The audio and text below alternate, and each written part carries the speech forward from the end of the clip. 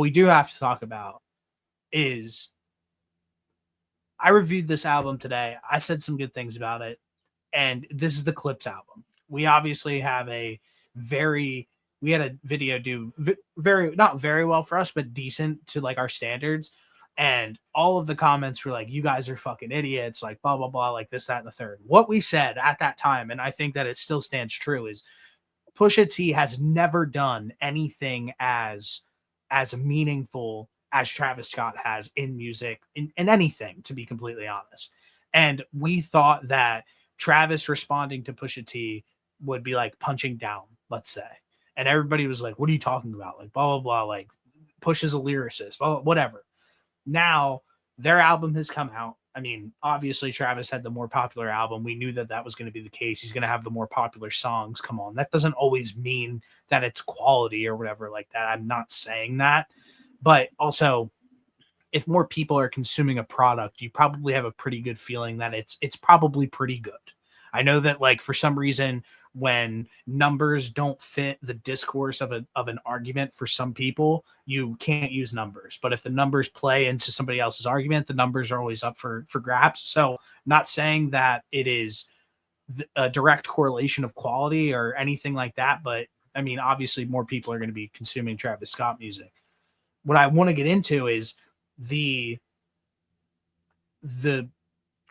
YouTubers in the space, which right now there's like two big time YouTubers. I think it's probably the NFR podcast and Needle Drop, Anthony Fantano.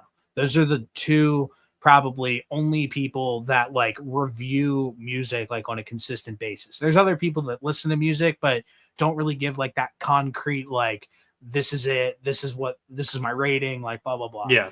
And so I was looking at them. Obviously, I listen to their stuff. I like Anthony Fantano. I know you don't. I really like all of his videos. I think he's hilarious. I like that he is like a historian of music. He is like a library of music. He's nuts. And then the NFR podcast, like, I like them, but at times I think that they might take themselves like a little too serious. Like, I like their back and forth when they're like a little more like playing around rather than like trying to be like acting like they're like writing for like the New York Times, like critiquing shit. I like their more of like a authentic way of like consuming stuff. For me personally, like I said, I like both these people. And both of them have just like planted their flag that this is the standard moving forward for rap. They both gave this, like, Fantano gave it a 10. NFR podcast gave this album like an excellent on like damn near everything. So the way I took it was like, this is the standard of rap music moving forward, apparently, to these guys. And I think that that's absolutely ridiculous. Yeah, because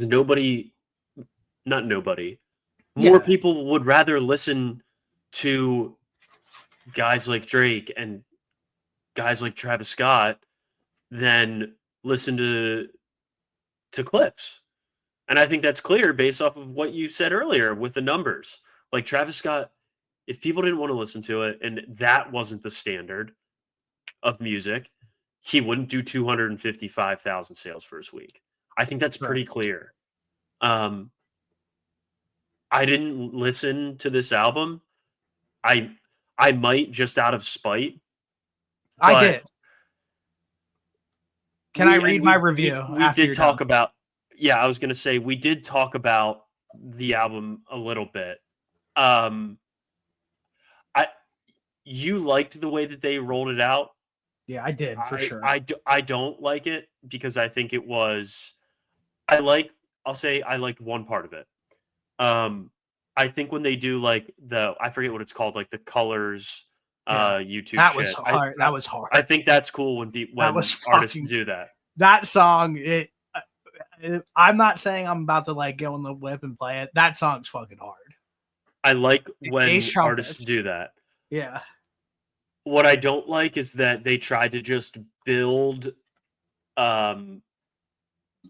excitement and build steam by just dissing Travis Scott. And Travis, it was basically like, this is a terrible example, but it's basically just like when a horse is standing there and it has like all these little flies that are just flying around it. It just like barely even notices. That's what that reminds me of. I have But I don't know how else they would have realistically gone about trying to generate more excitement for this because they can I also used Cause as the cover art, which would have been sick 9 years That's ago. their guys, though. That's their guys. This is Yeah, but everything. So I have a rebuttal to that because I think what's sad about the album rollout is the fact that it got overshadowed by the fact of them dissing Travis, and talking about Drake and the Kendrick situation. I watched everything. I watched every interview. I watched every performance, everything. And I'm not a big fan of theirs, but I watched it because I wanted to see what they were saying. That was 1% of it. And it sucks that 1% of it got overblown to the point that it did, because I think that it actually took away from what could have been a very, very flawless album rollout. but those Because guys aren't stupid. They know that that's exactly what would happen. that okay, but that's the critique of it, is them leaning on that during an album rollout, when they should have just done if they literally would have just done everything else that they would have done without the viral moments of the Travis Scott diss. I do think that it would have been a flawless rollout, because I loved everything they did. I am, like I said, I miss the days in 2016 when I would, and I'm not saying that I love Breakfast Club or anything like that. Honestly, they suck. But I miss those days of like an artist going up to Breakfast Club and sitting down for an hour and having a conversation, and then going to this place, that place, and the third, Right. sitting down with Ebro. Even though I don't like Ebro, I still watched it, and I miss those days. And having an artist go and take the time and do all of these podcasts, and then go and do a tiny desk performance, like 6 songs or however many they did, and then going and doing like the Colors YouTube channel or whatever. I thought that it really was rooted in being able to tap into a time where we were getting a lot of that, where it was like, okay, like they're going back in the past a little bit, but also being able to stay up to date by going and doing a tiny desk, by going and doing that, and having those social media clips. So I do think that like it was a perfect mixture of like old school and new school. And although like Cause and everything like might not be your thing now, and I completely understand that, the point of like Pusha and Malice and everything that they have going on is just they're very rooted in their own people. It's the same. They use all of the same people, the Pharrell They do, production yeah. and everything They like do. that. That's just a part of them, and that's why that was done. So I completely understand that you didn't watch all of that. I did. But Correct. having all of that, like, oh, the Travis Scott diss, if that was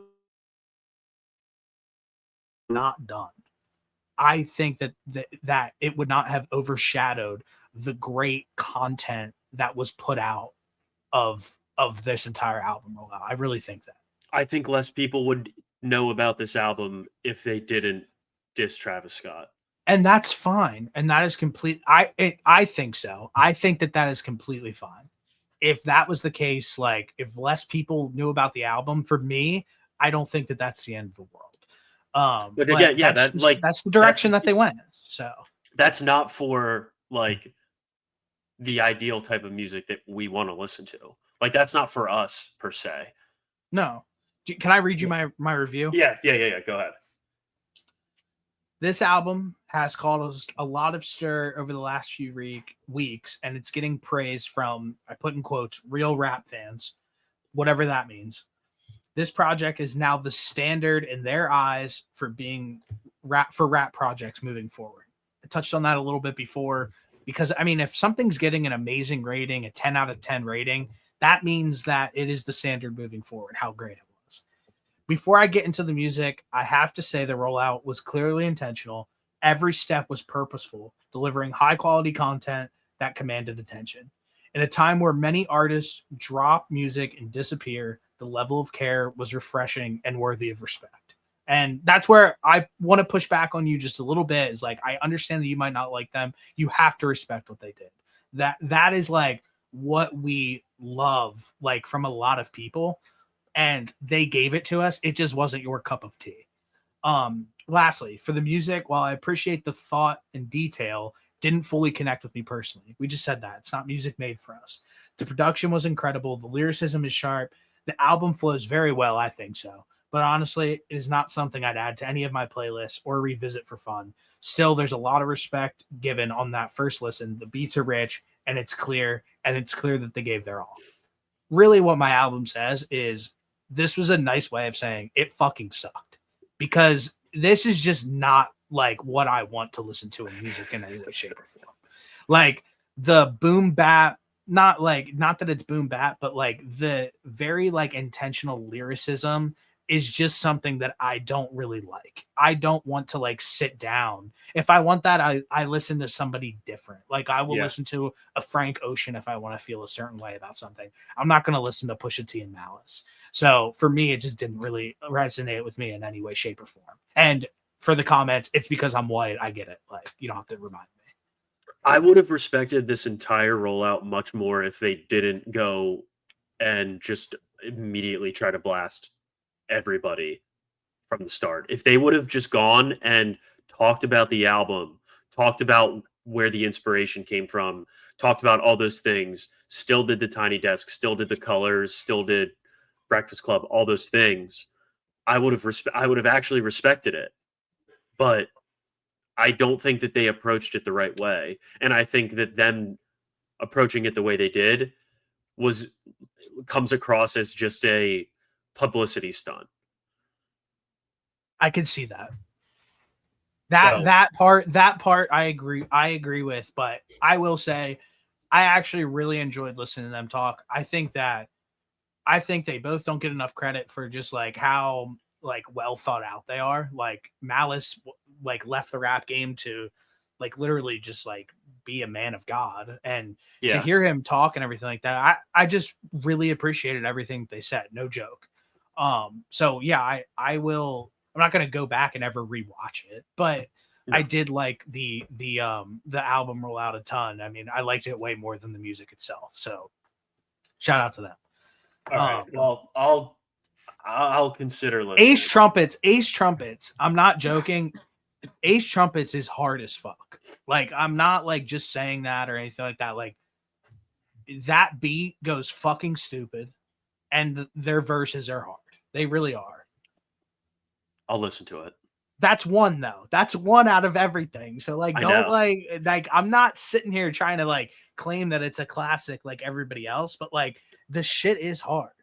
Like some parts of it's fucking hard. Dude, you don't have to explain to me. I know the difference of I like bits and pieces versus this is a classic. Well, I'm letting the people know. I'm letting the people know because I'm not walking back anything that I said. Like I still stand on what I said. I still think that the diss was fucking weak. Still makes zero sense. And I just thought it was weak and stupid. And like I said, it overshadowed a lot for what could have been, like I said, like could have been like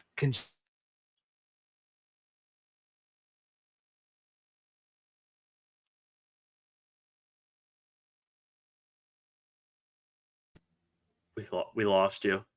What did I say? What was the last thing I said? The diss overshadowed a lot of something. Yeah, the beef just overshadowed a lot of like what could have been consumed just in a different light, where people who were like on the edge of like being like, oh, like I want to check out this Clipse album, like might have been turned off by the fact that they dissed Travis Scott, like me, like you. Correct. Like, and instead of doing that, it could have been like very clean. We pay attention. We would have known about it regardless. So it just has a different color lens for me personally, just because of how the rollout went.